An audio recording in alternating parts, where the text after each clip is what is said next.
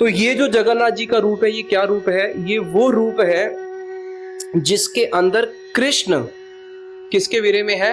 राधा जी के वीरे में। कृष्णा सर्वप्रथम दीक्षा गुरु पाद पद्म नित्य प्रविष्टो विष्णु पाद अष्टोत्तर श्री में शील भक्ति वेदांत शील नारायण गोसाई महाराज जी के चरणों में। तत्पश्चात नित्य प्रविष्टो विष्णु पाद अष्टोत्तर श्री में शील भक्ति वेदांत शील स्वामी महाराज जी के चरणों में अनंत कोटि दंडवत प्रणाम ज्ञापन करते हुए उनसे ऐसी कृपा की वांछा करता हूँ, आप सब भक्तों को मेरा यथा योग्य प्रणाम स्वीकार हो। हरे कृष्ण। आज का विषय है भगवान जगन्नाथ जी का जो स्वरूप है, जिसमें उनके हाथ अंदर घुस गए हैं, उनकी आंखें जो हैं इतनी विशाल बड़ी बड़ी आंखें हैं, पैर नहीं हैं, तो उसका इस स्वरूप के पीछे क्या कारण है, ये कैसा वीरे है, उस वीरे के ऊपर आज हम चर्चा करेंगे। ये जो भगवान जगन्नाथ जी का जो इस प्रकार का जो स्वरूप है, इसके बारे में केवल जो हमारी रूपानुग धारा है, शीला स्वामी महाराज जी जगह जगह पे बोलते थे कि हम लोग रूपानुग वैष्णव हैं। तो इस गौड़ीय संप्रदाय के अंदर जो रूपानुग धारा है, ये ही लोग केवल इस रहस्य को जानते हैं। यद्यपि ये किसी पुराणों में इसका कहीं स्पष्ट उपाख्यान नहीं है, लेकिन श्रीमद चैतन्य महाप्रभु की धारा में जितने भी हमारे गोस्वामी वर्ग हुए हैं, हमारे गुरु वर्ग हुए हैं, शीला प्रभुपाद जी से लेके भक्ति विनोद ठाकुर जी से लेके सबके हृदय में छुपा हुआ ये वास्तविक राज है कि किस प्रकार से जगन्नाथ जी का ये स्वरूप प्रकाशित हुआ है। तो इसको आज हम श्रवण करते हैं। भगवान कृष्ण जब द्वारका में थे, दिन रात वो हमेशा ब्रजवासियों के वीरे में डूबा रहते थे। और आज कृष्ण का वीरे जो है, वो वीरे का जो ज्वर है वो इतना बढ़ गया कि कृष्ण रात को क्या कर रहे हैं, उनके साथ में उनकी रुक्मिणी सत्यभामा और उनकी ही आंचल को पकड़ के हार आधे करके रो रहे हैं। और आज वो राधा जी के वीरे में कृष्ण इतने विभावित हो गए द्वारका में। ब्रजवासियों का जब भी उनको स्मरण होता है, कृष्ण बहुत क्रंदन करते हैं। और विशेष रूप से जब उनको आज राधा जी का स्मरण हुआ, तो राधा जी का स्मरण करते करते उनकी ऐसी दशा आई जिसके अंदर वो आज वो मूर्छित ही हो चुके हैं। अब कृष्ण जब मूर्छित हो गए, तो जितने भी द्वारका नगरी है, 16,108 पटरानियां हैं, सब भागी भागी आई कि हुआ क्या है, कृष्ण मूर्छित हो गए। रोहिणी मैया आती है, बलराम जी आते हैं, सब देखते हैं कि कारण क्या है कि कृष्ण मूर्छित हो गए। तो सबको समझ में आया कि आज कृष्ण जो है राधा जी के वीरे में इतना, उनको वीरे का जो ज्वर है वो इस लेवल का पहुंच चुका है कि कृष्ण जो है आज पूरे मूर्छित हो चुके हैं। अब ये मूर्छा दूर करने का कोई उपाय नहीं है। उतने में वहां पे उद्धव जी और देव योग से नारद जी पहुंच जाते हैं।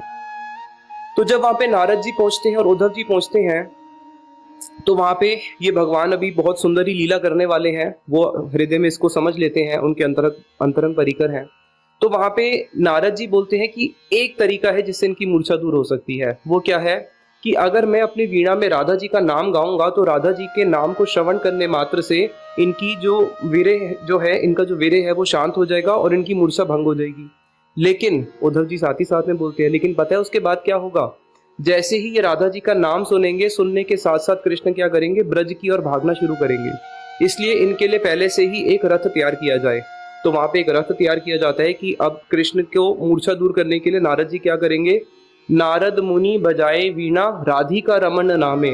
नारद जी अपने हाथ में वीणा रखते हैं और राधिका रमन के नाम से हमेशा वीणा बजाते रहते हैं। अब प्रश्न ये था कि जैसे ही वीणा बजेगी, कृष्ण की मूर्छा तो दूर हो जाएगी, वो रथ पे बैठेंगे। इसलिए उनके दारुक को बुलाते हैं, उनके सारथी को, कि तुम रथ पे बैठ के तैयार रहो कि कृष्ण जैसे ही रथ पे बैठेंगे इनको वृंदावन की ओर ले जाना। लेकिन वहां पे फिर उद्धव जी बोलते हैं, तुम्हें पता है आगे क्या होगा? नारद जी बोलते हैं, नारद जी कहते हैं कि अगर ये वृंदावन चले गए, तो वृंदावन में जो उस समय ब्रजवासियों का वीरे है, ब्रजवासियों का वीरे ऐसा है कि वृंदावन जाने के बाद अगर इन्होंने वहां पे ब्रजवासियों का वीरे देखा, विशेष रूप से गोपियों का, और विशेष रूप से जब राधा जी का वीरे देखेंगे, तो उस वीरे को देखने के बाद पुनः ये वापस लौट के नहीं आएंगे द्वारका में। और तुम जितनी भी 16,108 महर्षियां हैं, जितने भी द्वारकावासी हैं, फिर तुम कृष्ण दर्शन से वंचित रह जाओगी। तो अब क्या उपाय करें? तो उतने में ही नारद जी उद्धव जी को बोलते हैं कि उद्धव जी आप एक काम कीजिए कि जैसे ही कृष्ण यहाँ से बैठेंगे रथ पे, आप इनके रथ से पहुंचने से पहले ही आप पहुंच जाइए वृंदावन, और वृंदावन में जितने भी ब्रजवासी हैं उनको आप जाके सांत्वना दीजिए। क्योंकि कृष्ण जब वहां पे आएंगे और अगर आके वो उन ब्रजवासियों की उस समय की वीरे की दशा को देख लेंगे, तो कृष्ण जो है और दुखी हो जाएंगे। तो इसलिए अगर आप पहले ही जाके उनको वीरे को शांत कर दो और उनको बोल दो कि हाँ हाँ मैं अभी आया हूँ, पीछे वाले रथ में कृष्ण ही आ रहे हैं, और जितने ही ब्रजवासी हैं उनको जब पता चलेगा कि कृष्ण आ ही रहे हैं, रास्ते में ही है, तो सारे ब्रजवासी जो है क्या करेंगे, कृष्ण के स्वागत के लिए लग जाएंगे और अपने वीरे को भूल जाएंगे, और कृष्ण का ब्रजवासियों के साथ मिलन होगा, और मिलन के बाद फिर हम वापस उनको द्वारका लेके आ जाएंगे। उद्धव जी नारद जी को बोलते हैं, हे नारद जी, आपकी जो आज्ञा है उसको पालन करने में बड़ा हर्षित होऊंगा, लेकिन मैं अयोग्य हूँ, मैं नहीं कर सकता, क्योंकि कृष्ण ने भी मुझे भेजा था, कृष्ण ने भी मुझे भेजा था ब्रजवासियों को सांत्वना देने के लिए। और मैं ब्रज में 3 महीने रुक के आया, और 3 महीने में जब मैं ब्रज में रुका, मैंने सब ब्रजवासियों को सांत्वना क्या दूंगा, दिन रात तो कृष्ण के लिए वो रोते रहते थे। अब जब मैंने उनको देखा कि वो कृष्ण के लिए रो रहे हैं, अगर कोई कृष्ण के लिए रो रहा हो तो उसको तो भाग्यवान बोलते हैं। इस जगत में सबसे बड़ा भाग्यवान व्यक्ति वो है जो कृष्ण के लिए रोता है। इसलिए श्रीमन चैतन्य महाप्रभु ने क्या प्रार्थना सिखाई है, नैनम गलद अश्रुधार्या वदनम गदगद हृदय गिरा पुलकेर निचितम बपु कदा तब नाम ग्रहणे भविष्यति, कि कब ऐसा होगा कि कृष्ण नाम लेते हुए जीव क्रंदन करेगा, उससे बड़ा सुख इस जगत में कोई नहीं है। तो अब जब वो ब्रजवासी कृष्ण के विरह में रो रहे हैं, तो उनको कैसे बोले कि तुम चुप हो जाओ, ये तो परम सौभाग्य की बात है कि वो रो रहे हैं। अब उद्धव जी उतने में सोचे पड़ गए, अगर मैं इनको बोलता हूँ नहीं नहीं आप और रोइए, तो ये सांत्वना देना हुआ नहीं, और मैं कैसे सांत्वना दे सकता हूँ। तो उद्धव जी उनको सांत्वना नहीं दे सके। तो उद्धव जी ये बात को समझ गए थे कि इनका जो प्रेम है, इनको सांत्वना कोई शब्द नहीं दे सकते, इनको सांत्वना तभी मिलेगी जब इनको कृष्ण के वापस दर्शन होंगे। तो इसलिए उद्धव जी बोले कि मैं वहां पे 3 महीने रहा, और मैं उनको ये आश्वासन देके आया कि हाँ, मैं कृष्ण को पुनः वापस जाके ब्रज की ओर भेजूंगा और कृष्ण पक्का आएंगे। लेकिन अब अगर मैं दोबारा जाऊंगा और मैं बोलूंगा कि हाँ कृष्ण आ रहे हैं, तो सब बोलेंगे अरे उद्धव, तुम्हारा क्या भरोसा, तुम तो काले के साथ रह के तुम्हारा हृदय भी काला हो चुके, तुम तो झूठे हो चुके हो। टेढ़े को वहां पे अपनी टेढ़ी मिल गई, उसकी तो वही जोड़ी बन गई, कुब्जा उसको मिल गई, अब उसको हमसे क्या प्रयोजन। इसलिए उद्धव हम तुम्हारी बात पे विश्वास नहीं करेंगे, कृष्ण भी झूठे हैं और तुम भी झूठे हो, और इसलिए अब मेरे ऊपर कोई ब्रजवासी विश्वास नहीं करेगा। तो उतने में नारद और उद्धव जी दोनों मिलके बलराम जी की ओर इशारा करते हैं, अरे बलराम जी, आप तो ब्रज के ही हो, कृपया करके आप जाएं और आप जाके उनको सांत्वना दे दें। तो बलराम जी साथ ही साथ में बोलते हैं कि आप दोनों की आज्ञा जो है शिरोधार्य, लेकिन मैं भी नहीं जा सकता। मैं क्यों नहीं जा सकता? बलराम जी बोले, मैं भी ब्रज गया था, जैसे उद्धव गए थे सांत्वना देने, उसके बाद मैं भी ब्रज में गया था सांत्वना देने के लिए, और मैं वहां पे 2 महीने रुका। और 2 महीने जब वहां पे मैं रुका, उस समय मैं यशोदा मैया के चरणों को स्पर्श करके, उनकी चरण धूलि को अपने मस्तक पे लगा के, मैं उनको वचन देके आया था कि अब मैं कृष्ण को पक्का भेजूंगा ही भेजूंगा। और सब गोपियों को भी मैंने सांत्वना दी थी कि हाँ, कृष्ण को मैं भेजूंगा। लेकिन जिस प्रकार से अगर किसी के शरीर में कुछ घाव हो जाए, तो घाव जो है केवल औषधि से ही घाव का उपचार होता है, उसी प्रकार से जो ब्रजवासी हैं उनका जो कृष्ण के प्रति जो विरह है, उस विरह का उपचार हमारे शब्द से या मेरे उद्धव जाने से नहीं होगा। जब तक कृष्ण वापस ब्रज नहीं जाएंगे, तब तक उनकी कोई उनको सांत्वना नहीं दे सकता, उनके विरह को कोई शांत नहीं कर सकता। इसलिए मैं भी 2 महीने रह के आ चुका हूँ, और मैं यशोदा मैया को वचन दे के आया था। जब मैं वापस आया, वापस आके मैंने कन्हैया को बोला, अरे कृष्ण, तू एक काम कर, सारा राज्य काम छोड़ दे, मैं देखूंगा, मैं तेरा बड़ा भाई हूँ, और तू जा ब्रज में और यशोदा मैया से मिल के आ। मैंने उसको यशोदा मैया की स्थिति बताई कि यशोदा मैया जो है, यशोदा मैया अंध सम बैठी, सांस से उठाए ना पा रहे, वो बिल्कुल अंधी के समान हो चुकी है, रोते रोते उसके जो नेत्र है, नेत्र की जो दृष्टि है वो जा चुकी है, बिल्कुल पुतली के समान बैठी रहती है। ब्रज में किसी के घर में अब चूल्हा नहीं जलता है, ब्रज में जितने पशु पक्षी हैं वो भी दिन रात क्रंदन करते रहते हैं। और जब मैंने कृष्ण को बताया, कृष्ण बहुत रोया, लेकिन उसको जब मैंने बोला ब्रज जा, तो उसने बोला हाँ हाँ जाऊंगा। मैं जब भी उसको बोलता हूँ ब्रज जाने के लिए, वो इतना तो बोल देता है जाऊंगा, लेकिन ब्रज जाता ही नहीं है। और पहले तो ये मेरी सारी बात मानता था, लेकिन अब जब भी ब्रज जाने की बात करता हूँ हमेशा टाल देता है। और तो और यहाँ तक कि जब ये ब्रज में रहता था, इसका हृदय जो है बिल्कुल नवनीत के समान था, मक्खन के समान था, और अब इसका हृदय लगता है कठोर हो गया है। जब से राजा बन गया है, ब्रजवासियों की याद तो करता है तो चले जाए, जाता ही नहीं है। तो इसलिए बलराम जी बोले, मैं भी नहीं जा सकता, अगर मैं जाऊंगा तो मैं भी झूठा बन जाऊंगा, क्योंकि मैं तो यशोदा मैया को वचन दे के आया हूँ कि मैं कृष्ण को वापस लेके आऊंगा, और वापस मैं अकेले जाऊंगा तो कोई मेरे पे विश्वास नहीं करेगा। अब उतने में ही उद्धव जी बैठे हैं वहां पे, नारद जी बैठे हैं, बलराम जी बैठे हैं, वहां पे सुभद्रा जी आती है। सुभद्रा जी बोलती है, अरे भैया कोई बात नहीं, मैं जाऊंगी, और मैं जाके वहां पे क्या करूंगी, मैं पहले गोपियों के पास जाऊंगी और गोपियों को बोलूंगी जितने भी पहले आए थे वो पुरुष थे, पुरुष का हृदय कठोर होता है, मैं नारी हूँ, एक नारी ही नारी का दर्द समझ सकती है। और उसके बाद में यशोदा मैया के पास जाके मैं उनकी गोदी में बैठ जाऊंगी, उनके साथ लाड प्यार करूंगी, और उनको बोलूंगी, मैया मैं तो साथ में दोनों भाई के आ रही थी, कृष्ण बलराम और मैं, हम तीनों ही साथ में आ रहे थे, लेकिन मार्ग में क्या हुआ, बहुत सारे राजा आ गए बड़े बड़े, इन दोनों का सम्मान करने के लिए, सम्मान के लिए बड़े बड़े उन्होंने द्वार बनाए हैं। इस कारण से कृष्ण और दाऊ जी थोड़ा सा विलंब हो गए, बस अभी शाम तक, संध्या तक वो भी आते होंगे। इसलिए आप सब लोग अच्छे से तैयारी करो धूमधाम से, और मैं जाके सारे ब्रजवासियों को उनका वीर्य जो है शांत करवा दूंगी, और सबको मैं क्या करूंगी, कृष्ण के स्वागत के लिए उनको प्रस्तुत करवा दूंगी कि सब कृष्ण के स्वागत के लिए तैयारी करने के लिए सब लोग इकट्ठे हो जाएं। उतने में जैसे ये बात रखी सुभद्रा देवी ने, नारद जी बोले ठीक है इनका रथ तैयार किया जाए। तो सुभद्रा देवी का जैसे ही रथ तैयार हुआ तो दाऊ जी बोले नहीं नहीं तुम अकेले क्यों जाओगी, मैं भी साथ चलता हूँ। और हम बोलेंगे कि कृष्ण भी तो पीछे ही आ रहे हैं। तो दो रथ तैयार किए गए, एक रथ जिसमें सुभद्रा जी बैठेगी, दूसरा जिसमें दाऊ जी बैठेंगे, और ये दोनों बैठ के चल पड़ते हैं ब्रज की ओर। अब जैसे ही ये दोनों बैठ के रथ पे ब्रज की ओर चलते हैं, उतने में ही फिर नारद जी देखते हैं अब समय है कि मैं राधा जी के नाम का कीर्तन करूं। फिर वहां पे नारद जी अपनी वीणा अपने हाथ में उठाते हैं और बड़ी ही मधुर तान से राधा नाम का कीर्तन करते हैं। और ये राधा नाम कैसा है, ये राधा नाम जो है जैसे ही कृष्ण के कर्णकुहर में प्रवेश करता है, उनके हृदय में जाता है, तो नाम और नामी तो अभिन्न है।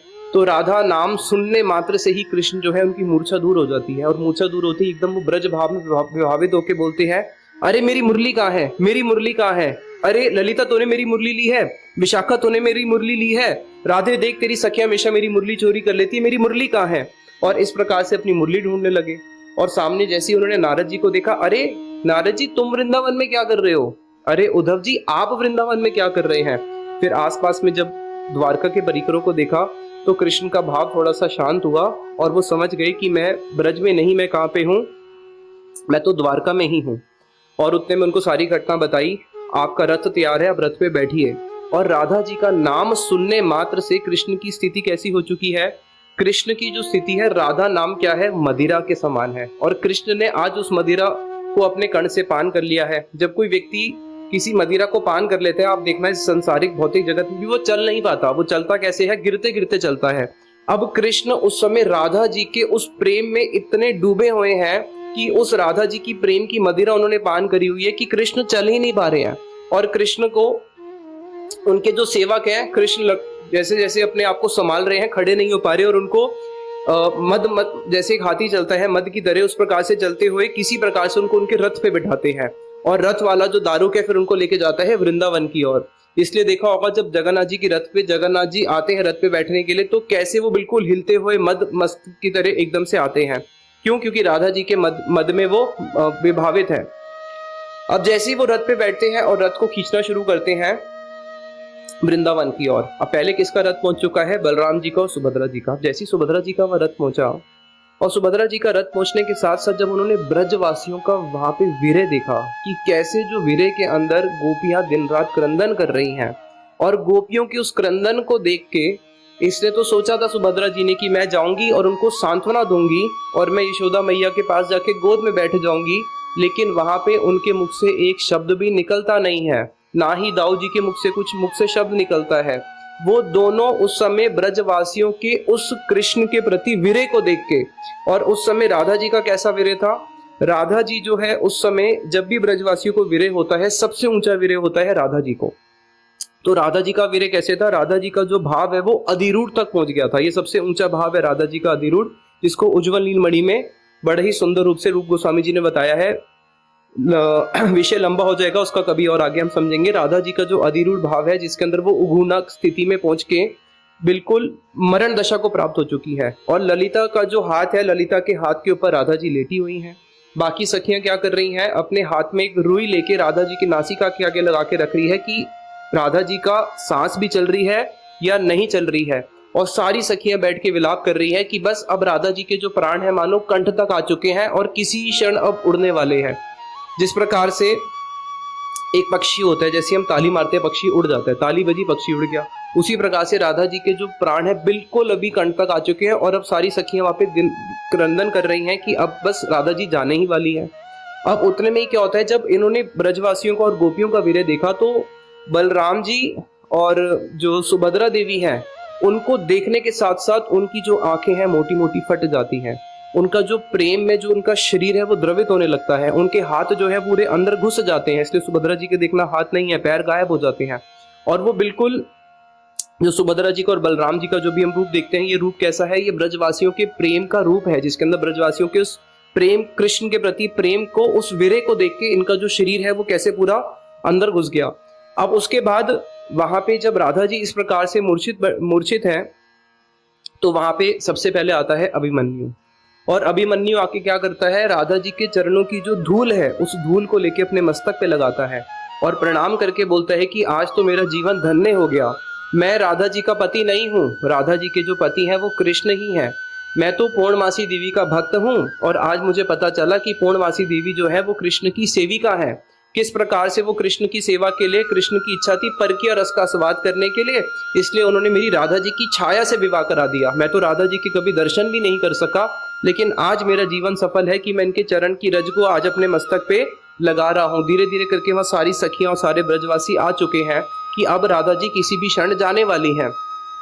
तो उतने में ही क्या होता है, अभिमन्यु जो है वहां पे अपने आप को इस प्रकार से कोसते हैं कि मैं तो केवल कौन हूँ, उनकी छाया से ही मेरा विवाह हुआ और मैं तो कभी राधा जी के दर्शन भी नहीं कर सका। फिर उतने में ही वहां पे जो अभिमन्यु की बहन है जटिला आ जाती है और जटिला आके राधा जी के चरणों की ही रज को लेके अपने जो स्त्रियां होती है वो क्या करती है, अपनी मांग भरती है और अपनी मांग को भर के बोलती है कि आज मैं सती हो गई। अभी तक मेरे अंदर केवल एक घमंड था कि मैं ब्रज में सबसे बड़ी सती नारी हूँ और मैं हमेशा इसी का प्रयास करती रहती थी कि मैं हमेशा राधा जी को असती बोलूं और हमेशा इनके ऊपर कृष्ण के साथ कलंक लगाने के लिए मैं दिन रात चेष्टा करती थी। लेकिन आज मुझे पता चला कि मैं ही असती हूँ और राधा जी जो है वो पूर्ण सती है और राधा जी की ही चरणों की रज को लेके आज मैं सबके सामने घोषणा करती हूँ कि आज मेरा सतीत्व सार्थक हुआ है। और वहां पे फिर चंद्रावली आती है और चंद्रावली आके क्या करती है, दंडवत प्रणाम करती है और राधा जी की ही चरणों की रज को लेके वो भी अपने आप को अभिषिक्त करती है और बोलती है कि कृष्ण जो है हमेशा राधा जी के साथ ही अभिसार करके आनंदित होते हैं। वो तो केवल प्रेम में मिलन और विच्छेद और उस प्रेम को परिपुष्ट करने के लिए ही केवल क्या करते थे, मेरे कुंज में आते थे। राधा जी ही कृष्ण की वामांगी है और जब राधा जी के वाम भाव को बढ़ाने के लिए ही कृष्ण क्या करते हैं, मेरे कुंज में आते हैं। और मेरे कुंज में जब जब कृष्ण आते थे मैं देखती थी कि कृष्ण कभी मेरे कुंज में आके सुखी नहीं होते थे, वो सुखी तो राधा जी के ही कुंज में होते थे। इस प्रकार से सब एक एक गोपियां आके यहाँ पे प्रणाम करती है। अब उसी ही क्षण कृष्ण वहां पे आके अपने रथ से पहुंचते हैं। अब जब कृष्ण वहां पे पहुंचते हैं और इस प्रकार से वो इस दृश्य को देखते हैं कि राधा जी प्रेम में मूर्छित पड़ी है, राधा जी की उस वीरे की वेदना को देख के कि राधा जी के हृदय में कितनी वीरे की वेदना है, उसको यद्यपि कृष्ण भी नहीं समझ सकते। राधा जी का प्रेम तो बहुत ऊंचा है। ए प्रेम द्वारे राधिका रकेली, अमार माधुर्य अस्वादय सकली। कृष्ण का माधुर्य कोई भी पूर्ण रूप से पान नहीं कर सकता। कृष्ण का माधुर्य एक सागर के समान है। केवल राधा जी का प्रेम का पात्र ऐसा है कि जिस पात्र के अंदर अकेले ही राधा जी अपने उस पात्र से क्या करती है, कृष्ण का सारा माधुर्य पान कर लेती है। तो कृष्ण का प्रेम बहुत ऊंचा है, तो राधा जी का प्रेम बहुत ऊंचा है। अब वहीं पे जब राधा जी की उस दशा को कृष्ण देखते हैं तो कृष्ण जो है एकदम से उनकी आंखें बड़ी बड़ी मोटी हो जाती है। जैसे जगन्नाथ जी की आंख देखिए बहुत मोटी मोटी है, उनके हाथ अंदर घुस जाते हैं, पैर अंदर घुस जाते हैं, पेट विकृत हो जाता है। तो ये जो जगन्नाथ जी का रूप है, ये क्या रूप है, ये वो रूप है जिसके अंदर कृष्ण किसके वीरे में है, राधा जी के वीरे में है और कृष्ण जो है वहां पे मूर्छित हो जाते हैं। अब जैसे ही कृष्ण वहां पे मूर्छित हो जाते हैं, ललिता जी इस बात को देखती है, तो ललिता ही देखती है अब मेरे को क्या करना है। तो ललिता जी जो है वो सारी औषधि को जानने वाली है। उसी समय वो क्या करती हैं, जैसे ही कृष्ण वहां मूर्छित हुए, अब कृष्ण मूर्छित तो हो गए लेकिन कृष्ण की जो अंग गंध है, जैसी वहां से वायु का एक वेग आता है और कृष्ण की अंग गंध राधिका जी की नासिका में जाती है, तो राधा जी की जो मूर्छा है वो दूर हो जाती है और राधा जी उठने के साथ साथ फिर देखती है सामने कृष्ण। अब जैसी वो सामने कृष्ण को देखती है, कृष्ण के इस रूप को देखती हैं, तो वहां पे जो ललिता जी हैं वो क्या करती हैं, विशाखा जी को बोलती हैं कि इनके कान में जाके राधा जी का नाम लो। और कृष्ण के कान में जाके फिर विशाखा और सारी सखियां क्या करती हैं, राधा जी का नाम लेती हैं। और राधा जी के नाम को सुनने मात्र से ही फिर कृष्ण जो है वापस अपने उस त्रिभंग ललित रूप में खड़े हो जाते हैं और फिर वहां पे राधा और कृष्ण का मिलन होता है। अब ये लीला हुई निधिवन में, जब निधिवन में इस प्रकार से लीला हुई, राधा कृष्ण का मिलन हुआ। अब जैसे ही राधा कृष्ण का मिलन होता है उस मिलन के आनंद के अंदर जो वीरे का दुख था, जो पहले की जो इतना बड़ा वीरे का दुख था, उसको सब गोपियां भूल जाती है और कृष्ण उनको बोलते हैं कि देखो राधा, मेरा तुम्हारे साथ नित्य ही मिलन होता है और तुम ही इस बात को सोचती हो कि मैं तुमसे आके मिलता हूं तो ये केवल स्वप्न है, क्योंकि राधा जी का जब कृष्ण के साथ स्वप्न में मिलन होता है तो वो वास्तविक मिलन का ही आनंद मिलता है, लेकिन कृष्ण वहां पे है। तो कृष्ण बोल रहे हैं कि लेकिन तुम उसको हमेशा स्वप्न मान लेती हो, लेकिन वो स्वप्न नहीं है, मैं वास्तविक में आता हूं और मेरा तुम्हारे साथ नित्य मिलन होता है। और ये जो प्रेम है, ये प्रेम कैसा है, इस प्रेम के अंदर अगर वीरे ना हो तो श्रील गौर गोविंद महाराज जी बोलते थे कि प्रेम की अकाल मृत्यु हो जाए। तो प्रेम, वीरे जो है वही प्रेम को पुष्ट करता है। और वहां पे सारी सखियों का बड़ा ही सुंदर, फिर वहां पे रात्रि में बड़ा ही सुंदर विलास होता है। और रात्रि विलास के बाद अगले दिन सुबह जो है कृष्ण और गोपियों का आपस में बड़ा ही प्रेम का कथन उपकथन होता है। और सुबह फिर निकुंज भंग लीला होती है, जिसके अंदर मुर्गा जो है कूं कूं करके सब गोपियों को उठा देता है और फिर गोपियों को डर लगता है, अरे हमें अपने घर जाना है, अगर हमारे परिवार वालों को पता चल गया। इस प्रकार से परकीय रस की पुष्टि होती है, जिसमें मिलन और विच्छेद। अब यहाँ पे जो कृष्ण है, जिन भगवान कृष्ण ने इस रूप का रूप धारण करा, तो भगवान कृष्ण राधा जी को बोलते हैं कि देखो ये जो मेरा रूप था, ये वो रूप था जिसके अंदर मैं तुम्हारे प्रेम में द्रवित हो गया। और राधा जी तुम्हारा प्रेम कैसा है, तुम्हारा प्रेम एक सागर के समान है। और उस सागर के ऊपर क्या तैरता है, सागर के ऊपर हमेशा लकड़ी तैरती है, दारू भ्रम। इसलिए जगन्नाथ जी कौन से रूप में है, पूरे विश्व में अगर आपने देखा हो भगवान के विग्रह आपको प्राय हर जगह या तो अष्ट धातु में मिलेंगे या फिर आपको पत्थर में मिलेंगे, लेकिन यहाँ पे किस में है, विग्रह बने हैं दारू भ्रम में। दारू भ्रम बोलते हैं लकड़ी को, क्यों, लकड़ी क्या करती है, प्रेम में तैरती है। तो ये जगन्नाथ जी का स्वरूप क्या है, जब जगन्नाथ जी की लकड़ी आई भी थी तो कैसे आई थी, दारू भ्रम, समुद्र के ऊपर तैरती हुई आई थी। तो ये स्वरूप क्या है, जो राधा जी के महाभाव रूपी सागर के अंदर दिन रात डूबा हुआ है, मतलब उसमें तैरता रहता है। तो राधा जी का बहुत विशाल प्रेम है। और भगवान कृष्ण कहते हैं कि मैं दारू भ्रम रूप के अंदर इस श्री क्षेत्र में, जिसको जगन्नाथपुरी बोलते हैं, श्री क्षेत्र में नित्य इस रूप में वहां पे विराजमान रहूंगा, क्योंकि ये रूप मेरे को बहुत प्रिय है। ये रूप क्या है, ये वो रूप है जिसके अंदर कृष्ण जो है राधा जी की उस वीरे वेदना को अपने अंदर अनुभूति करके राधा जी की चिंता में डूब गए हैं। तो ये वो कृष्ण है जो राधा जी का अन्वेषण कर रहे हैं कि राधा कहाँ है, राधा कहाँ है, राधा कहाँ है। और राधा जी के वीरे में कृष्ण जो है उस महाभाव स्वरूप के अंदर क्या करते हैं, उस महाभाव रूपी समुद्र के अंदर दारू भ्रम के अंदर तैरते हैं। और इस स्वरूप में मेरे को ब्रज में लेके आने में मेरी सहायता करी किसने, सुभद्रा जी ने और बलराम जी ने। इसलिए उनके साथ में ही मैं वहां पे विराजमान रहूंगा। और जब श्रीमन चैतन्य महाप्रभु जगन्नाथपुरी पहुंचे, तो चैतन्य महाप्रभु कौन है, श्रीमन चैतन्य महाप्रभु राधा जी के भाव में है और वो कृष्ण, वो है कृष्ण विदुरा। इसको श्रीला गौर गोविंद महाराज जी बोलते थे कि जगन्नाथ जी है राधा विदुरा, वो राधा जी के वीरे में है। और श्रीमन चैतन्य महाप्रभु कौन है, कृष्ण विदुरा, वो कृष्ण के वीरे में है। कि श्रीमन चैतन्य महाप्रभु जब पुरी में है, क्या प्रार्थना कर रहे हैं, कहा मोर प्राणनाथ मुरली वदान, कहाँ जाऊं कहाँ पाऊं ब्रजेंद्र नंदन, ब्रजेंद्र नंदन बिने फाटे मोरा बुक। कि कृष्ण के बिना मेरा हृदय फटता जा रहा है। अरे कहाँ मोर प्राणनाथ मुरली वदन, मेरे प्राणनाथ मुरली वदन कहाँ है, मेरे श्याम सुंदर कृष्ण कहाँ है। तो श्रीमन चैतन्य महाप्रभु कौन है, जो कृष्ण विदुरा है, जो कृष्ण के लिए भाग रहे हैं दिन रात कि मुझे कृष्ण के दर्शन हो जाए। और उसी दर्शन की लालसा से सन्यास लेके भागे भागे आए हैं, कहाँ पे, नीलांचल में, श्रीधाम में, पूरी क्षेत्र में, कि मैं वहां पे जाके कृष्ण के दर्शन करूंगा। तो जैसे श्रीमन चैतन्य महाप्रभु जगन्नाथ जी के सामने आते हैं, वो किसका अन्वेषण कर रहे हैं कि मुझे तो कृष्ण के दर्शन करने हैं। तो वो राधा जी के भाव में विभावित है और उनको कृष्ण विदुरा है, उनको कृष्ण के दर्शन करने हैं, कृष्ण के लिए वीरे आतुर है वो। और जैसे ही ये कृष्ण की वीरे आतुर मूर्ति, कृष्ण विदुरा मूर्ति जो कि राधा जी का भाव है, श्रीमन चैतन्य महाप्रभु जगन्नाथ जी के सामने आते हैं, तो इनका वीरे शांत हो जाता है। किसका दर्शन करके, जगन्नाथ जी का। और जगन्नाथ जी उनको किस रूप में दर्शन देते हैं, जगन्नाथ जी का वो जो स्वरूप है वो, लेकिन जब वो राधा जी के सामने आते हैं तो उनको किस रूप में दर्शन देते हैं, प्रतिमा नहीं तुम्ही साक्षात ब्रजेंद्र नंदन। चैतन्य चरितामृत में बताया, चैतन्य महाप्रभु कह रहे हैं कि तुम प्रतिमा नहीं, तुम तो साक्षात ब्रजेंद्र नंदन हो। उनको फिर किस रूप में दर्शन होते हैं, श्याम सुंदर त्रिभंग ललित रूप में दर्शन होते हैं। इसलिए जितने भी गौड़िया भक्त हैं जो राधा जी के अनुगत्य में जगन्नाथ जी के दर्शन करते हैं, उनको अंग विहीन दर्शन नहीं होते, उनको जगन्नाथ जी के त्रिभंग ललित रूप में दर्शन होते हैं, जिसमें उनके हाथ में मुरली भी है। और जगन्नाथ जी क्या है, जगन्नाथ जी जो है वो राधा विदुरा है, वो राधा जी के दर्शन के लिए वहां पे बैठे हैं। तो जैसे चैतन्य महाप्रभु वहां पे आते हैं राधा जी के भाव को लेके, तो वहां पे दोनों का, राधा और कृष्ण का मिलन होता है, जहाँ पे जगन्नाथ जी अपने सामने राधा जी को देखते हैं और राधा जी अपने सामने कृष्ण को देखती है। इसलिए वो बड़ा ही हमारे गौड़ीय वैष्णवों का भजन करने के लिए बहुत उच्च कोटि का स्थान है। इसलिए श्रीमन चैतन्य महाप्रभु ने संन्यास लेने के बाद वृंदावन ज्यादा समय नहीं रुके। उन्होंने कहाँ पे रहे? वो जगन्नाथपुरी में ही रहे, क्योंकि जो भजन होता है वो विप्रलम्ब भाव से ही भजन होता है, और इसलिए श्री क्षेत्र जो है वो भजन के लिए बहुत ही अनुकूल स्थान है।